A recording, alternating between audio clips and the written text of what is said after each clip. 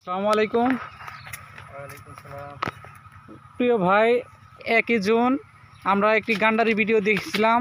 ওই গান্ডারি ভিডিওতে প্রিয় ভাইয়ের সাথে কথা বলছিলাম এই গান্ডারি বিষয় নিয়ে। আজ 2 সপ্তাহ পরে আবার এখানে আসলাম।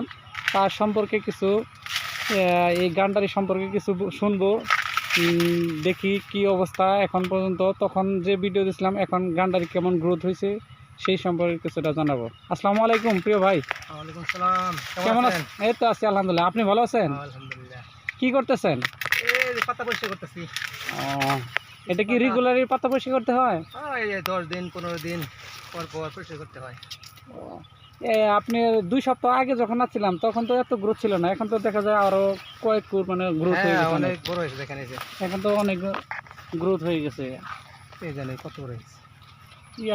অনেক বড় বড় হয়ে গেছে।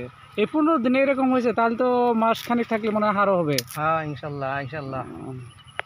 তাতে আপনি পরিচর্যার বিষয়টা একটু যদি বলতেন তাহলে মনে করেন যে আমার দর্শক কিন্তু অনেক উপকৃত হতো। পরিচর্যার বিষয় হলো এই যে 10 দিন 15 দিন পর পর পাতা ছাড়া দিতে হয়, নইলে পিঁপড়া ধরে। পিঁপড়ায় ছিদ্রি করাতে আগটা নষ্ট হয়ে যায়। সেই জন্য বাজারে দাম কম হয়, সেই জন্য পাতা ভেঙে দিতে হয় না? পাতা ভেঙে দিলে যদি পাতাটা এমনি ছাড়াই দেয়, ছাড়াইলে আর পিঁপড়া ধরতে পারে না। পিঁপড়া না ধরলে আর পিঁপড়ায় গর্ত করতে পারে না, আর একটা সুন্দর থাকে। গান্ডারি চাষের জন্য কি সার দেওয়া লাগে? সার এই টিএসপি, পটাশ এগুলো দিলেই হয়। বিশেষ করে বেশি পটাশ দিলে ভালো হয়। পটাশ দিলে গাছের গোড়া শক্ত হয়, হেলে পড়ে না। আর প্রত্যেকটা গাছের বাঁশ বা কোনো কিছু এইভাবে যদি বাঁশ দিয়ে কেউ দিয়ে দেয়, এই যে বাঁশ দিয়ে দিয়েছি আমি, এরকম বাঁশ দিয়ে দিলে গ্যান্ডারি পড়বে না, আর না পড়লে আরো গ্রোথ হবে, বড় হবে। আচ্ছা, সবচেয়ে বড় যে জিনিসটাতে ভুল করছি সেটা হইতেছে জাতি তো জানলাম না। এই জাতটার নাম কি? জাত হলো এটা ফিলিপাইন কালো আখ। ফিলিপাইন থেকে আনে এটা। ফিলিপাইন না? হ্যাঁ, ফিলিপাইনি কালো আখ। তাতে এটা কত বছর পর্যন্ত সংরক্ষণ করা যাবে? কত বছর বলতে এটা আপনি 1.5 বছর পর্যন্ত রাখা যায়, 15 মাস। তারপর কেমনি কি? 15 মাস পর্যন্ত রাখলে আপনি ফোম হবে না। ফোম হওয়ার সম্ভাবনা থাকে না, ফুলও আসবে না। যদি 15 মাস পরে কাটেন তাহলে আপনি পূর্ণাঙ্গ রস পাবেন। আচ্ছা, পূর্ণাঙ্গ আপনার 15 মাস পরে যদি কাটি, সে তারপরে কি আবার এখান থেকে আবার নতুন করে মানে আপনার করতে হবে না? কেমন কাটার পরে আবার একাই বের হবে। এই দেখেন, এদিকে ধরেন ক্যামেরাটা, এই দেখেন বেরোচ্ছে, দেখেন কত সুন্দর হয়ে বেরোচ্ছে, কত বড়, কত মোটা।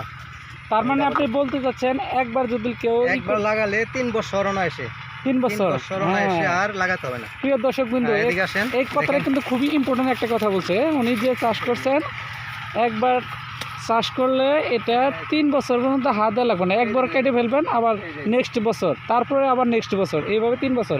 এই যে কুশি দেখেন, কত সুন্দর, দেখেন কত কুশি চলেছে। এই কুশিগুলাই নেক্সট টাইম আবার বড় হবে, এখান থেকেই আবার পরবর্তী বছরের জন্য সংরক্ষণ করা যাবে।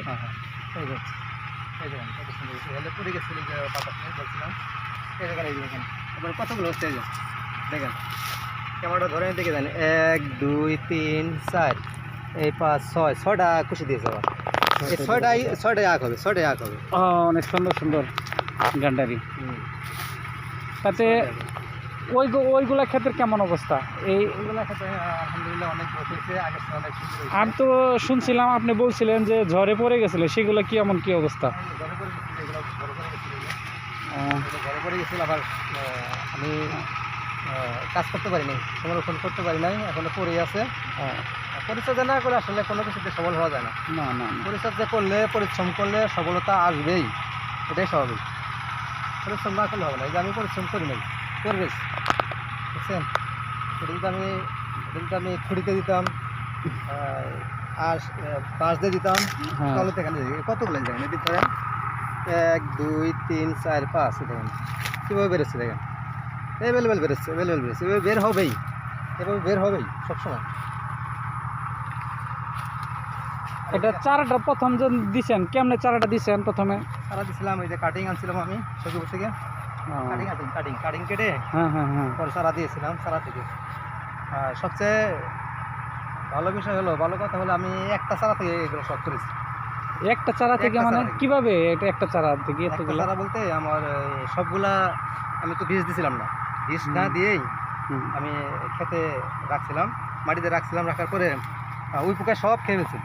একটা মাত্র গাছ ছিল, একটা মাত্র গাছ থেকে আছে এগুলো হয়েছে। ও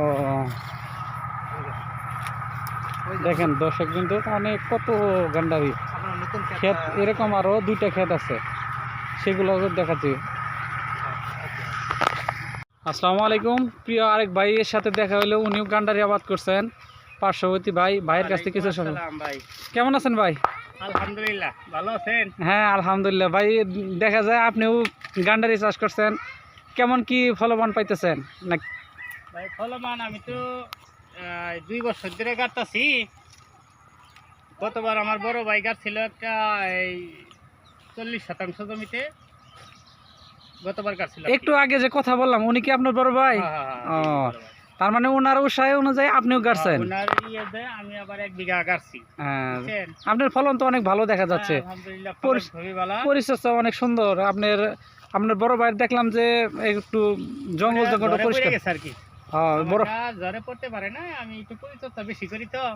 বড় ভাই তাই বললো যে ঝড়ে পড়ে গেছে, সেই জন্য সময় দিতে পারে না, চাকরি করে। আপনি দেখেন ফলন, সুন্দর ফলন হয়েছে। এই যে আমার এই গাছটা, মানে এইখান থেকেই আমার কিন্তু এই সমস্ত একটা ছবি থেকেই আপনার এই সমস্ত ফসল হয়েছে আর কি। আচ্ছা, ওই ভাই যে গান্ডারি চাষটা করছে ওই জাতি চাষ করছেন নাকি অন্য কোনো হ্যাঁ, জাতি? জি জি জি জি জি, ওইটা থেকেই। ও, ওইটা থেকে আমাকে 100 বার দিছিল আর কি খাওয়ার লাগা। আমি না খাই আমি গায়ের শুরু করে দিছি। ও, বড় ভাই বললো যে আপনার একটা মাত্র টিক ছিল, সেখান থেকে তার সমস্ত কিছু, এটা কি সত্যি? হ্যাঁ হ্যাঁ, মানে এই 14টা চারা আনছিল আর কি। হ্যাঁ, 14টা চারার ভিতর দিয়ে এই যে এখানে আমরা চারা দিছিলাম, এই যে গাছগুলোর এখানে একটা চারা টিক ছিল। একটা চারা টিকার পরে সে এক গাছ থেকে মনে করেন যে আজকে 2.5 বিঘা জমিন গারণ হয়েছে আর কি। তাতে কেমন ফলবান আশা করতেছেন? আশা তো করতেছি আমার 1 বিঘায় 3 থেকে 3.5 লক্ষ টাকার মতো বিক্রি হবে আর কি। কারণ গতবার আমার আমি আর একটা ছোট 4% জমিতে গাছছিলাম আর কি, ওইখানে আমার 660টা কুইশাল হয়েছিল। ও, যে 660টার ভিতরে আমি মনে করেন যে 80 টাকা 100 টাকা করে পিস বিক্রি করছি। আপনি ধরেন 50 টাকা বেচলে তো অনেক টাকা আসে। মানে 80 টাকার নিচে আমি বিক্রি করি এটা আর কি।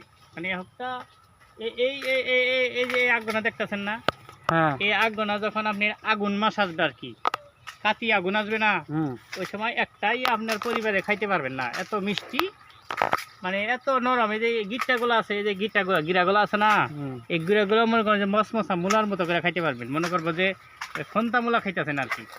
মানে এটার নাম হলো আলু কুইশাল। আলু কুশাল। আলু কুইশাল ভাই, ফিলিপাইন জাত বড় ভাই বললো, সেই ফিলিপাইন বা এটা আলু ঠিক আছে, কুশাল মানে কিন্তু নরমের আমরা তো জন্য ই সেটা করি না, বলে। সেটা আমি আলুর মতো খাই তো, মনে করি যে এটা আলু। এই আলু সিস্টেম। তাতে আপনার 1 বিঘা যে আবাদ করছেন, হ্যাঁ, এটা জি। কি আপনার যে বিক্রি করবেন এখান থেকে এসে নিয়ে যাবে নাকি মানে আপনি না, আমাকে বাজারে নিয়ে যেতে হবে না তো, এখানে আসে? মানে এখনই আমাকে সিরিয়াল দিয়ে রাখছে যে ভাই আমার বাহ, মাল বাহ। দিন। দেখেন দর্শক বিন্দু, আপনার এখন পর্যন্ত মনে করেন যে ওরা বুকিং করে রাখছে, কখন বড় হবে তখন নিয়ে যাবে। বাংলার কৃষক এটা আবাদ করলে কখনো লস হবে না, আবাদ করলে কোনো লস হওয়ার সম্ভাবনা নাই। না না, লস হওয়ার সম্ভব নাই। যেমন মনে করেন যে আমার এই যে দোকানে 8-10 হাজার টাকা খরচা হয়ে থাকে, যেমন 1 বিঘার ভিতরে, আমি এই যে ওইখান থেকে এইখানে মনে করেন যে আমার টাকা উঠে যাবো ইনশাল্লাহ। এই যে এইটুকুর ভিতরে আমি এই ক্ষেত্রে সম্পূর্ণ ফ্রি। বিশাল বড় ক্ষেত, অনেক আবাদ বিশাল, করছেন। মানে 1 বিঘা জমি তো কম না। না না, 30 অনেক শতাংশ, অনেক আমাদের বেশি। এলাকায় 30%। ঠিক আছে বড় ভাই, অনেক কথা বললাম, ভালো থাকবেন। নেক্সট টাইম আবার আসো আপনার কাছে একটু তথ্য নেবার জন্য, কেমন কি হয় ফলন সেই সম্পর্কে জানাবো। দর্শক কিন্তু অনেক জানতে চাচ্ছে। তবে আমি বলি যে যদি বাংলার কৃষক এগুলা আখ চাষ যদি এখন করে, হ্যাঁ, মানে যারা অনেক আছে শিক্ষিত বেকার, বসে আছে। বসে বসে আছে বাড়িতে, চাকরি বাকরি করে না, তাদেরকে আমি বলবো যে আপনারা এই ফিলপাইনি যাত্রা আবাদ করেন, দেখবেন অচিরে লাভবান হয়ে যাবেন। এ হপ্তাহ মানে বাঁশের মোটা মোটা হয়ে যাবো গা। ওই যে আমাদের এখানে তল্লা বাস আছে না, এই তল্লা বাসের মতো হয়ে যাবে। এখন ঠিক আছে। এটা চিকন চিকন বলবেন যে হবে আপনার নিম্ন স্তরে 15-14-15 ফুট লম্বা হবে। হ্যাঁ হ্যাঁ, ঠিক আছে। মানে আপনার কথা শুনে অনেক ভালো লাগলো, যাতে অনেকে বাঙালি কৃষক অনেক ধোকা খায় অনেক জায়গা থেকে, অনেকে না, কৃষি আবাদ অনেকে এটা ছেড়ে দেয়, ধোঁকা বিশেষ খাবে করে না। শিক্ষিত জাতি এইখান থেকে পিছিয়ে গেছে। হ্যাঁ হ্যাঁ হ্যাঁ। আর এইটা যদি আমরা ডেভেলপ করতে পারি ডে বাই ডে, আপনার মনে করেন যে কৃষিক্ষেত্রে সবাই এগিয়ে আসবে, তাহলে আপনার বৈদেশিক উপার্জন সহ দেশিক মনে করেন যে আর্থিক উপার্জন ভালো হবে। ভালো থাকবেন, সুস্থ থাকবেন, আল্লাহ হাফেজ, আসসালামু আলাইকুম। ওয়ালাইকুম আসসালাম।